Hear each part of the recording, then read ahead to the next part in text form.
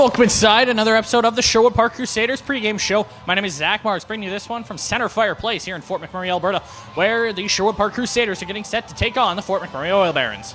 Now, Sherwood Park pulled off a 4-2 win right here at Center Fireplace last night as they got power play goals from Logan Howard, Tyler Miller, and Carmelo Crandall, as well as one at even strength by Liam Cox-Smith. As Eric Roos making 22 saves in a winning effort. He'll get the start here tonight as well, as he'll go back-to-back for the first time in 2023. Sherwood Park enters today's matchup with a record of 20-14-3-1, good enough for fourth place in the North Division. 3 points up on these Oil Barons, who come in with a record of 19-16-3-0, as they sit in fifth, trying to close the gap back to 1 point. As Sherwood Park looking to put themselves in a position to potentially cross into third place with a win tonight and tomorrow in Bonnyville. But if you talk to anybody here in the Crusaders organization, they aren't looking past the Oil Barons. They know how stiff a test they can be, and they expect nothing less here this evening. Now let's head to the pregame interview with head coach Evan McFeeters on how he feels his team performed last night. Joined now on the Crusaders pregame show by head coach Evan McFeeters. Evan, a 4-2 win over the Fort McMurray Oil Barons last night. Walk me through your team's performance. Yeah, I think they got the first one on us, but we responded well, and we put together a pretty gritty performance, structurally pretty sound. Power play got us 3, and then we got 1 5-on-5, and then on the other side of the puck, we limited some scoring chances. Our goaltender was there. We only, gave up 24 shots in the whole contest. So our guys were prepared last night. I think they were prepared for what Fort McMurray's identity is, and we pushed back. I think we were it's still a game of bullies out there at the end of the day, and I think we were definitely leading the charge there. When it came down to discipline, our team is certainly a disciplined group, and if teams are going to try to take liberties, our power play is going to strike. How big was it for your group to start out with a win in this 3-3 road trip?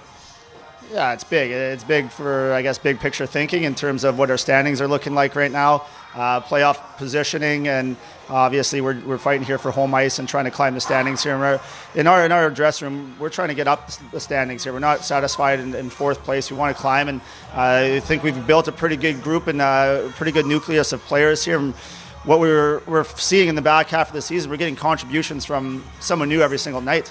Whether it's the Lisco line, or it's the Arnold line, or it's the Evan Arnold line, and now we got a spark of Noah Wills in there, and I think tonight we're going to get Callum Buttinger a look. He's got some fresh legs, and in terms of being a 3-on-3 weekend, we've got 23 hockey players here that can contribute, and it's going to be next man up, and someone else gets a chance to be the guy that carries us into the fight tonight. What's the message ahead of tonight's game after last night's 11 power plays? You're not going to see that every night. What's the message heading into tonight's matchup? Yeah, you're not going to see that every night. And I think 11 power plays, there's a couple 5-on-3s there. So in our dressing room and how we sort out the analytics, we were 3 for 9 last night in the power play, 33%. That's going to win you some hockey games. And if we go 33% tonight, that's going to be great. But we can't rely on a power play to score 3. If we saw off maybe with 1 power play each, maybe it's got more of a playoff, feel in terms of the officiating. We're going to have to score 5-on-5. Generate a little bit more and just make sure that we don't allow them to get behind our back end. And again, discipline is going to be key here, emotional control.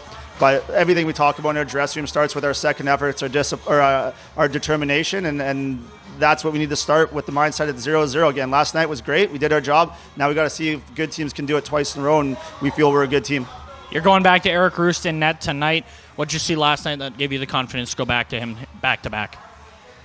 The confidence I got from Eric started in September, and it rolled into October, and he went undefeated in October, and it rolls into November, where you're in the right to play for Canada West as a 18-year-old player in his first year of junior hockey. He's played in some big-time moments, calming influence. Last night we limited the opportunities, but they still had some chances late in the third period to make it a game, and he just gives us confidence, not just in the coaching staff, but our players, and he wants these games. He's a big-time, pressure goaltender, and he just gives us the same performance, whether it's 0-0 when the opening face-off or 3-2 or protecting a lead late in the game. He's going to be Eric Roos back there, and we're going to expect the same performance every night he's in.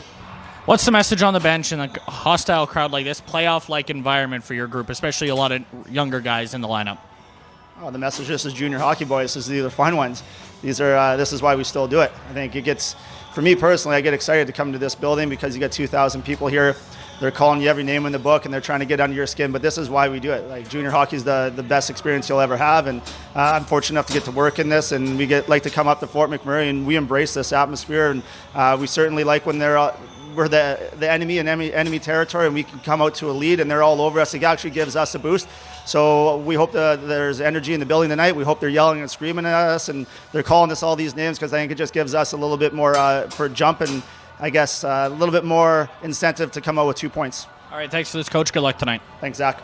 And that'll do it for another episode of the Sherwood Park Crusaders pregame show. Puck drop is 7:30 right here at Center Fire Place. You can catch the action on Hockey TV. For all of us in the Crusaders organization, we appreciate you tuning in, and we will see you at puck drop.